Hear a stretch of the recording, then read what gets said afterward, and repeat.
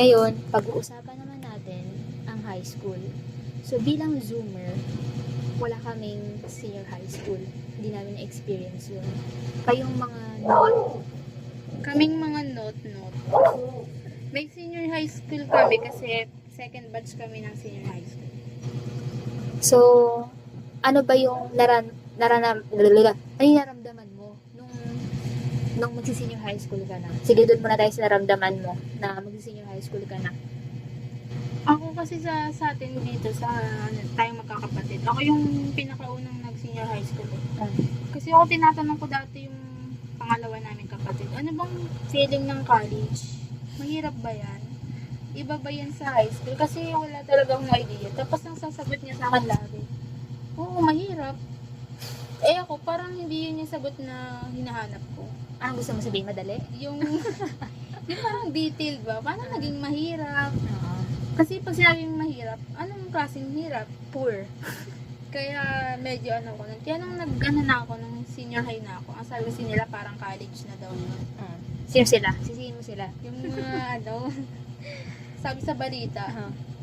Tapos ako nung senior high school na ako, parang ano lang din pala siya.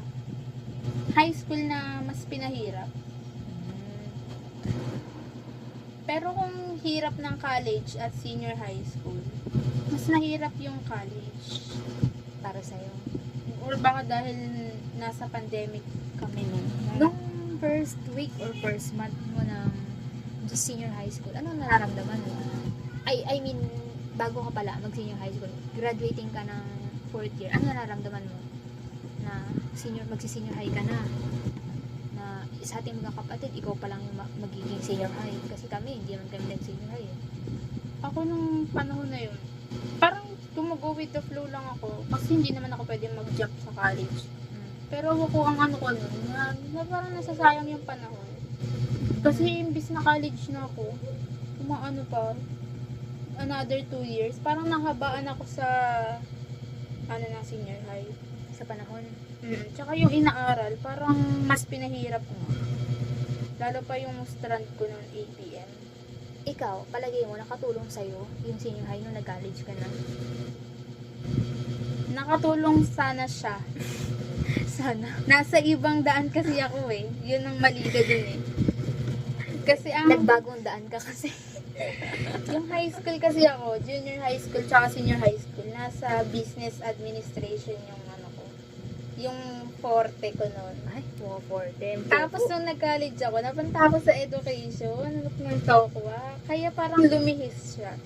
Siguro kung yung naggas ako ng senior high school ako, siguro mas nakatulong siya. Akala ko nagtatrabaho ka na sa gas station eh.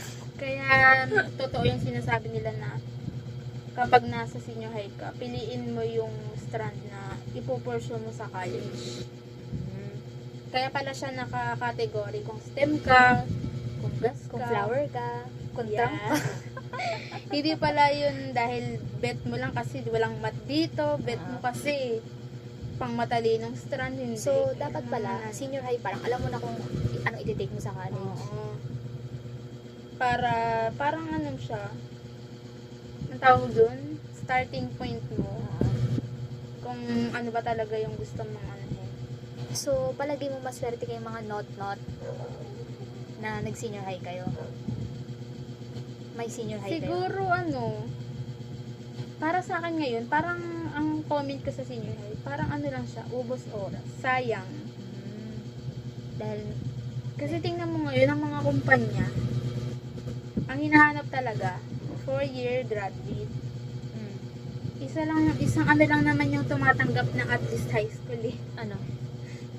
Call center company lang, wala namang iba. So, at least kahit paano sila, nagbibigay sila ng opportunity sa mga senior high school graduate. So, ang may mali na dyan, yung ibang mga company, dapat nire-require sila ng government natin na at least senior high school, diba? Kasi sino ba nagpanukala ng senior? Hindi naman tayo, hindi man dahil trip lang natin. Kung ano yan kung mag-a-apply ka sa professional work. Pero kung yung a-applyan mo, parang halimbawa, yung staff ng company, yung janitress, mga ganyan. At least high school lang naman. Pero kung yung goal mo, yung professional talaga na trabaho, wala nang at least senior high school. Yun yung pinakamaling para sa akin. Parang nagsayang lang ng 2 years. Tulad ngayon, iba na naman. Nasa sayo na, di ba? Oo. Kung Wala, hindi pa in-implemented. buti naman. Pag-isipan mo na ng gobyerno. Ba't naman ganun? Senior high school naman, para sa aming mga Zoomer, siguro para sa akin lang, hindi ko na ilalahat.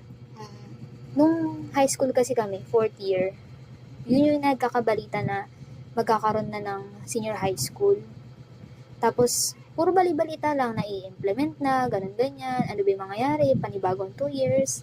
Tapos ako, nararamdaman ko, parang gusto ko yun. Kasi yung section namin, sobrang close. First time ko kasi magkaroon ng section na sobrang close eh. No, first year kasi hindi naman. Second year, hindi masyado, konti lang. Yung friends ko, hindi buong section. Third year, masaya din kasi nag-CAT kami. Yun yung training namin. Lalo na naging fourth year na, solid kami sa room namin. Meron kami yung family. Meron kaming tita, tito, lolo, yung ganon. Tapos ako nga yung bunso dun eh. Baby yung tawag sa akin ng mga pa-family namin. Tapos nung nabali-balita na magkakaroon ng senior high school, parang natuwa ako nun kasi yes, madadagdagan pa yung chance na makasama ko yung mga kaklase ko, yung ganun. So parang iniisip ko nun na parang ang gandang opportunity nun kasi first time ko magkaroon ng section na parang kahit pa paano hindi kami magulo. Tapos tapos magkakasama pa kami. Pero nung hindi na-implement yun, nalungkot lang, pero hindi yung sobrang hinayang. Nakakagulat lang na todo na to. Pag-graduate ko, college na ako. Ito na. Hindi ko palang gagawin ko eh. Ano bang kukunin kong kurso? Parang bulaga. Ito na, college ka na. Pili ka ng kurso mo. Mag-apply ka sa ganitong school. Eh ako pa naman noon. Wala na atrasan. Oo, ako pa naman noon, hindi ko alam yung gusto kong gawin. Wala ako yung parang pangarap ko mula pagkabata pa ako. Wala akong ganun. Wala akong ewan ko, siguro dahil chebol tayo. Hindi. Parang hindi yun sumasagi sa isip ko. Parang ang sumasagi lang sa isip ko, sige, pasok, aral. Tapos, pero yung iisipin ko yung future na ano bang gusto kong maging pag hindi ko naisip. Kaya thankful ako dun sa isa kong naging kaibigan. Kasi, yung pag-guide niya sa akin, sa kung anong kukunin kong kurso, na siguro itong bagay sa'yo, itong ganyan-ganon. Tama, hindi niya ako yung parang kaibigan na ito na lang kunin mo kasi ito yung kukunin ko. Parang sabihin niya sa akin, ipaparealize niya sa akin na siguro ito maganda mong kunin kasi mahilig ka magbasa, diba? Ganun. Tapos, marerealize ko rin na kahit pa paano mahilig ako magbasa ng siguro ito na lang din kunin ko. Tapos, isasabihin niya pa sa akin, tingnan mo yung ibang mga offer na kurso dito. Mahilig ka ba sa math? Mahilig ka ba sa science? Yung mga ganun. Naparealize niya sa akin na kahit pa paano, pag ito yung kinuha ko, hindi naman ako mali-left behind. Tapos, ang doon, kaklase ko siya. Kaklase ko yung kasabay ko sila mag-exam. Kasi hindi lang kami yung nag-exam nun eh. Parang isang section ata kami, nag-exam sa school, sa DSU. Sama-sama kami doon nag-exam. Kaya yun. So, wala talaga akong masyadong ma-comment sa senior high na era. Kasi, hindi ko siya, na-experience. Pero, ang tingin ko doon, kung tatanggalin nila ngayon, dapat, maayos nilang ma-implement. Kasi, syempre, tulad ninyo, anong nun, diba? Nasayang yung 2 years ninyo, nang wala lang, tapos bigla ngayon tatanggalin. Pero, hindi pa naman kasi final ang lahat eh. Kaya, hindi pa masyadong malinaw. Yun yung lang doon. Kasi kung in-implement na nila, bakit pa nila tatanggalin? Or hindi naman nila tatanggalin, di ba? Parang bibigyan ng mga choice. Oo. Kung gusto mo ba mag-senior or hindi. Parang ang bali-balita, may senior high school. Magsi-senior high school ka kung ayaw mo nang mag-college. Yun ang pagkakaintindi ko, hindi ako 100% sure. Magsi-senior high school ka kung ayaw mo na mag-college. Na pang ano na lang. Tapos kapag gusto mo mag-college, pwede ka nang dumiretso sa college. Kahit pagka-graduate mo ng grade 10. Hindi ako masyadong sigurado baka fake news pa ako. Kulang pa yung research ko. Pero, pwedeng mali ako, pwedeng tama. Hindi ko pa masyadong binabasa yung ano eh. Kasi, hindi pa naman final. So, tsaka ako nababasahin ng kompleto kapag ano na, kompleto na rin yung details. Pero kung ganun man, sana, yung mga graduate ng senior high, mabigyan din ng equal opportunity, di ba? Kasi kung tutuusin sa, ano, di naman pangit eh, yung nagkaroon ng senior high. Hindi naman pangit. Tulong naman yun. Ang hindi lang maganda dun, yung opportunity na hindi na ibibigay. So, para sa akin, hindi siya kung sa trabaho halimbawa natapos mo, limited pa din yung opportunity na magbubukas sa'yo kasi senior high ka lang. So, yung pinapromise nila na kapag graduate ka ng senior high, protektado ka sa, sa sakit. Yung sa Sa paghahanap unemployment, ng trabaho, hindi siya totoo. Kasi, kung totoo yun, di ba? Bakit yung mga hiring at least 4 years? Kahit cashier ka nga lang, at least 4 years. Kahit na potato corner. Pang Miss Universe pala niya. Series.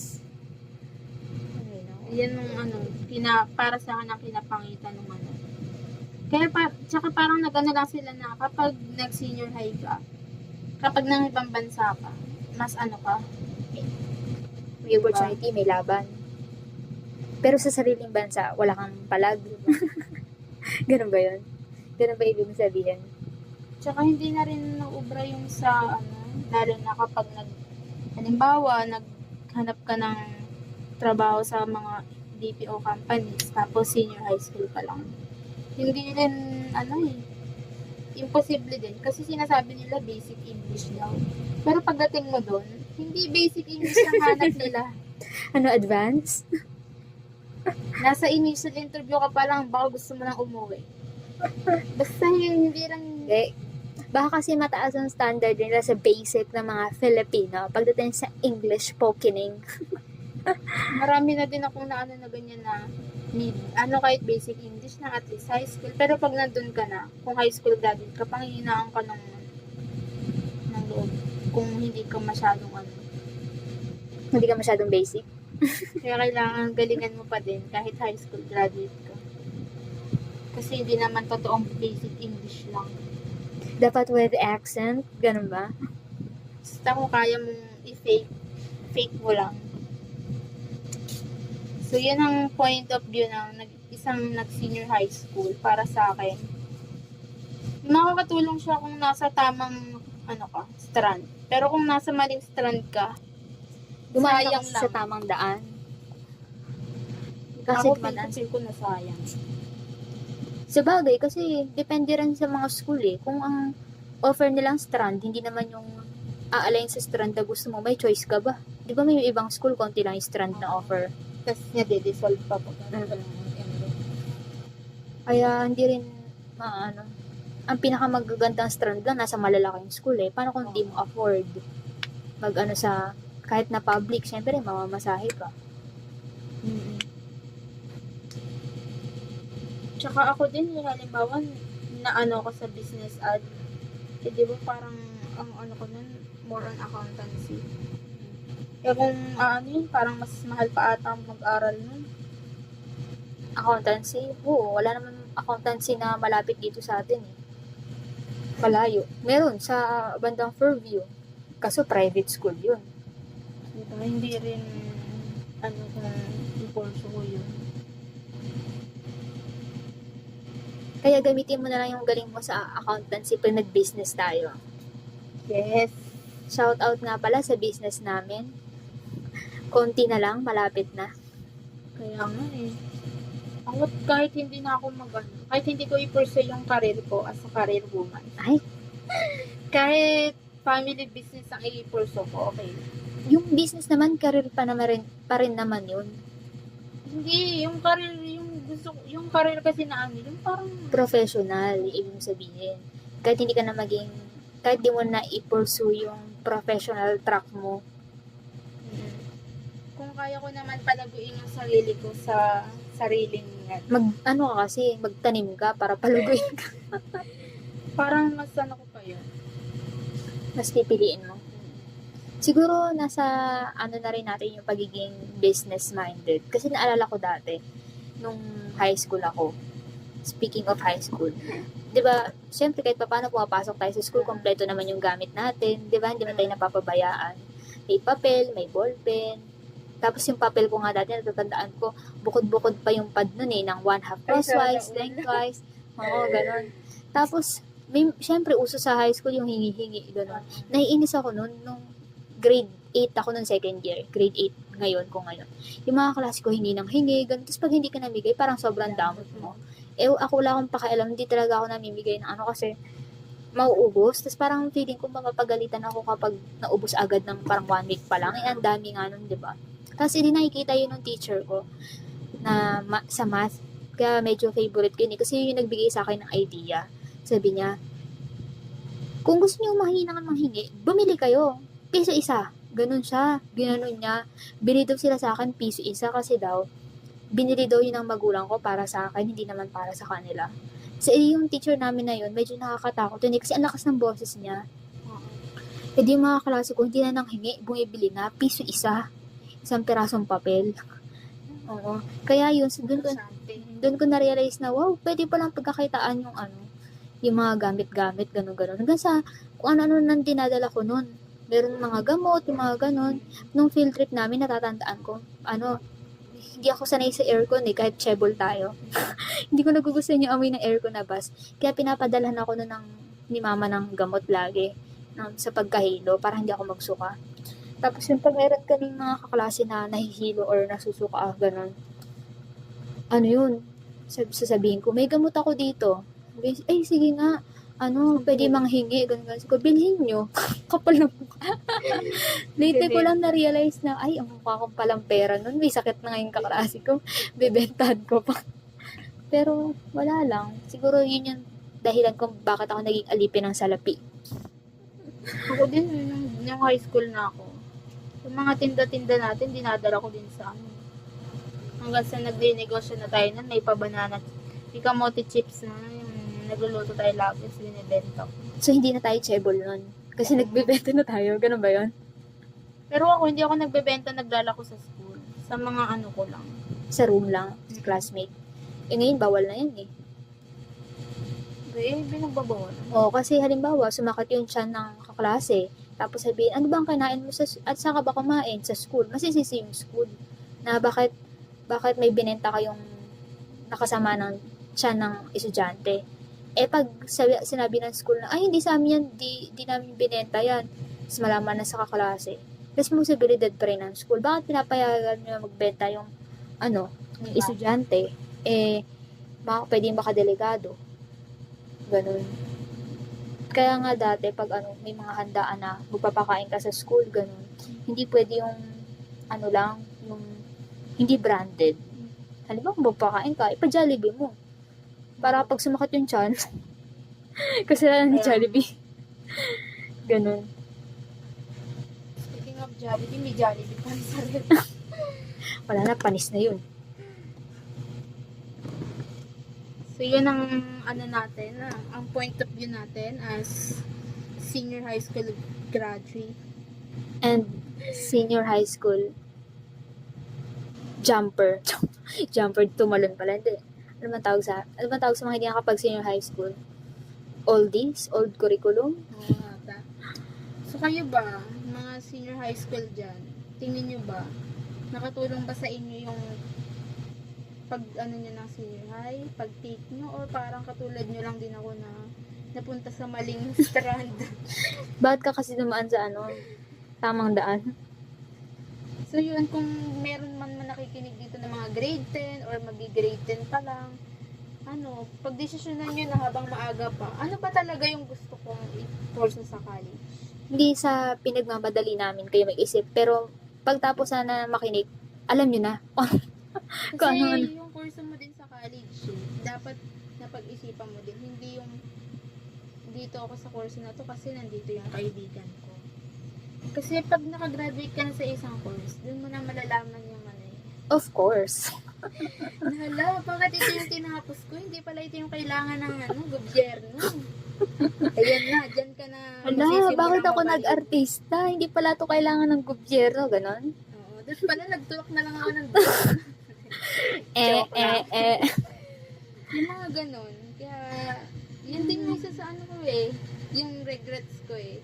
Dapat pala, kung mag-e-educ ako, dapat pala pinag-isipan ko kung anong major. So, kung papipiliin ka ngayon, anong major gusto mo? Siguro dun pa din ako sa mga major na sinasabi nila wag daw yun yung itik kasi sobrang dami na nila. Oh. Yung ano, dun pa din ako, halimbawa English, Filipino, Math, Science, Oh, or bakit? AP. Bakit? Kasi ako sobrang taliwas ko sa math eh. Hindi So, naman ako sporty. Kahit Hindi naman naglaro, ako dancer, di ako singer. So, ba't ako nandito? sporty ka, di ba nag-futsal ka? Singer ka, di ba idol mo si TS? Oh. So, parang nandito ako. I-align kita. Pero Oh. taliwas pa din ako. Kaya, pag-isipan pa din ng ano. Hindi dahil sabihin nila na in demand yung ganyang major, doon ka na. Hindi pa rin talaga ubra.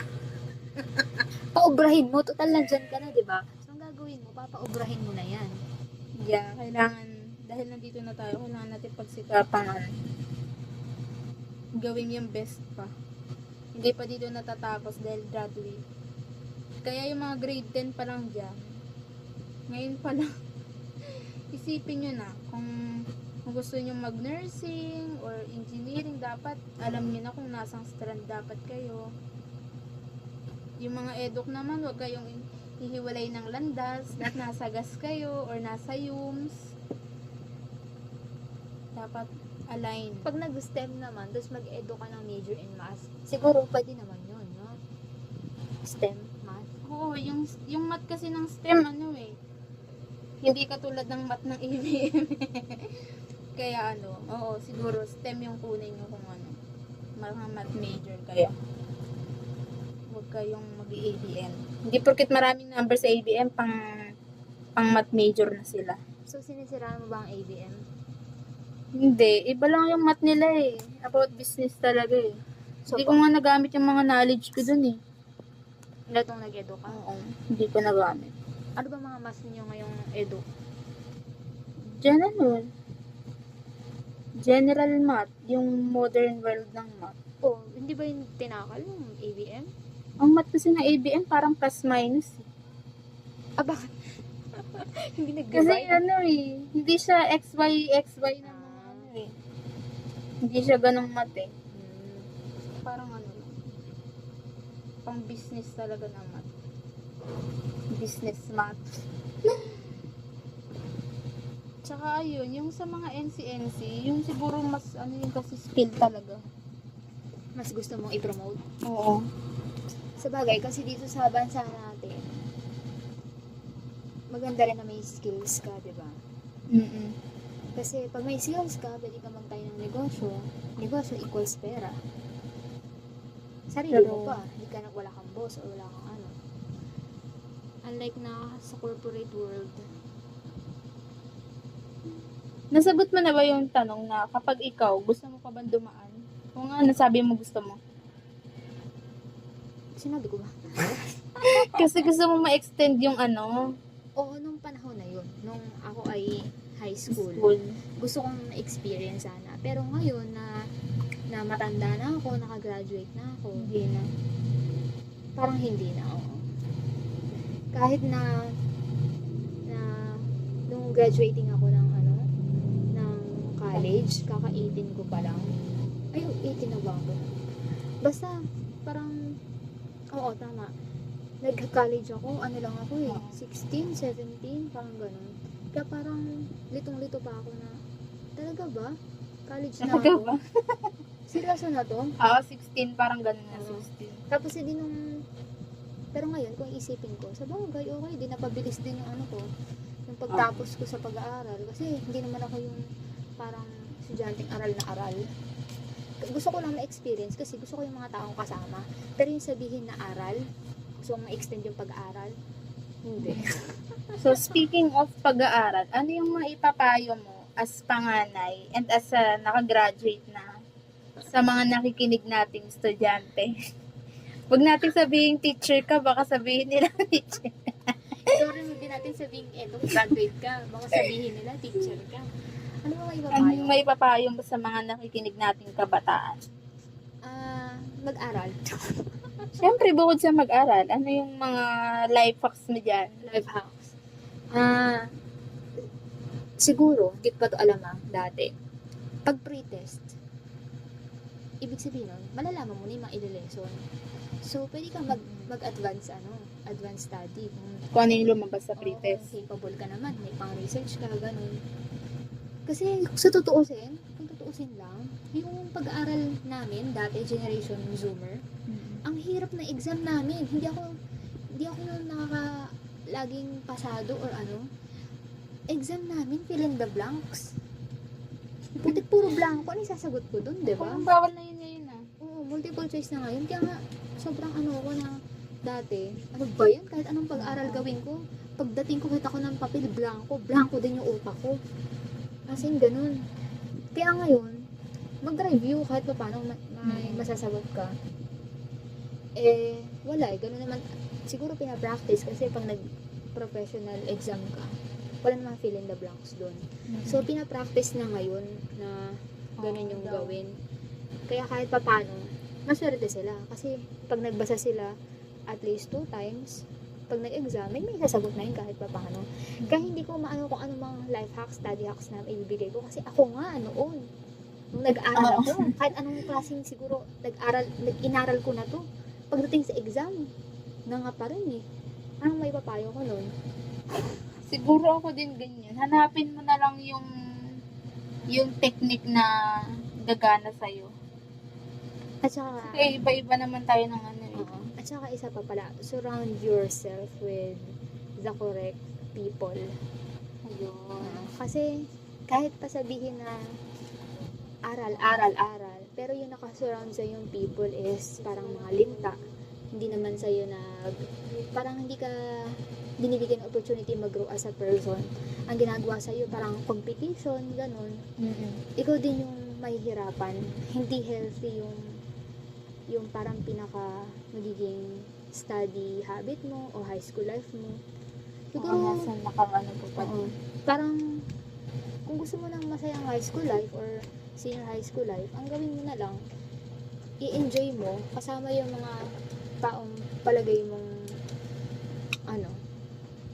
hindi ka i-let down or hindi ka gagamitin.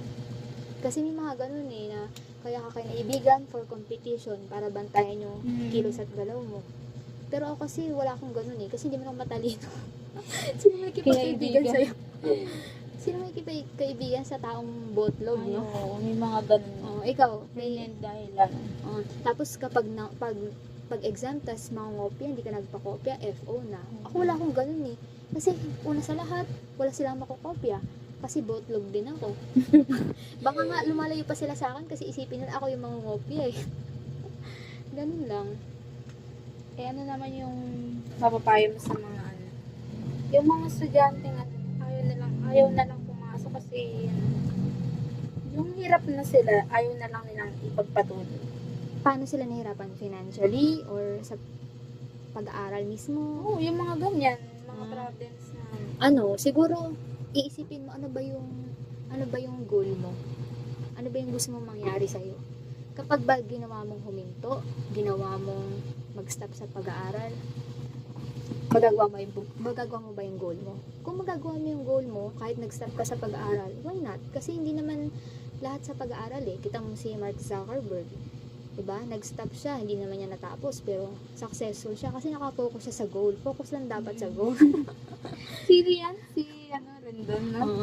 So, yun. Kung palagay mo sa sarili mo na ang pag-aaral ay way para makamtan mo yung goal mo, ba't kayo hinto?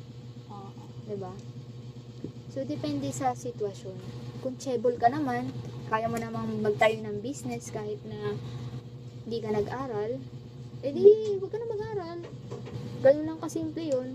Pero, hindi ko discourage na pag nahirapan ka, huwag ka na mag-aral. Siyempre, mali pa rin yun. Titingnan mo pa rin kung ano yung goal mo. O ikaw, anong mapapayo mo sa mga hirap na? Sa Bilang hirap na note, no? mag-aral, Ah, ako kasi kapag nahihirapan ako mag-aral, parang pinapalampas ko lang. Pero pumapasok pa din. pumapasok pa din sa utak? Pumapasok pa din ako sa school. Paano pinapalagpas? Kung halimbawa, hindi ko naman kaya yung pinapagawa. Parang okay na yan. Kung ano yung nasagot ko, okay na yan. Tapos, bigla na lang nilipas, bali wala na. Pumasa na pala, ganun. Oo. Ang ano ko siguro doon na, ipagpatuloy mo lang kahit mahirap na. Kasi lalagpas din. Kasi Grabe. pagpatuloy mo lang kasi mamamatay rin tayong lahat, ganun. Hindi mo mamamalayan na natapos mo pala, na nagawa mo naman pala. Makikita mo, at least hindi ka sumuko.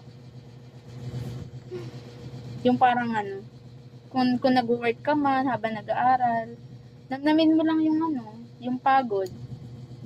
Pagdating mo sa school, itulog mo. Salbahe. Pagdating mo dun, tanongin mo yung mga kaibigan mo. O diba, malalagpasan mo lang din, huwag ka na susuko.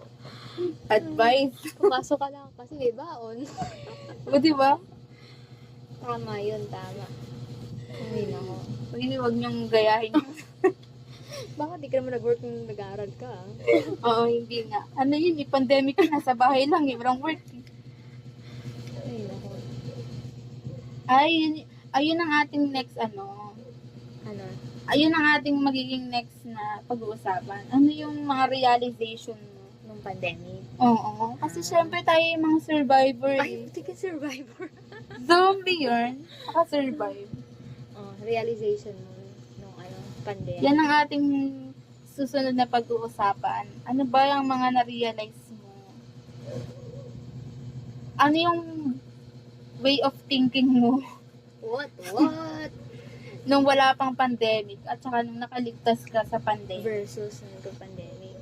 Versus sa bago daw ngayon. Sabi ni Jay Costura. At ano yung next mong gagawin dahil may isa na namang pandemic? Ay, hindi pala pandemic yun. Epidemic pa lang. Ano na ngayon ang magiging mo? So, yan ang ating pag-uusapan sa ating next topic.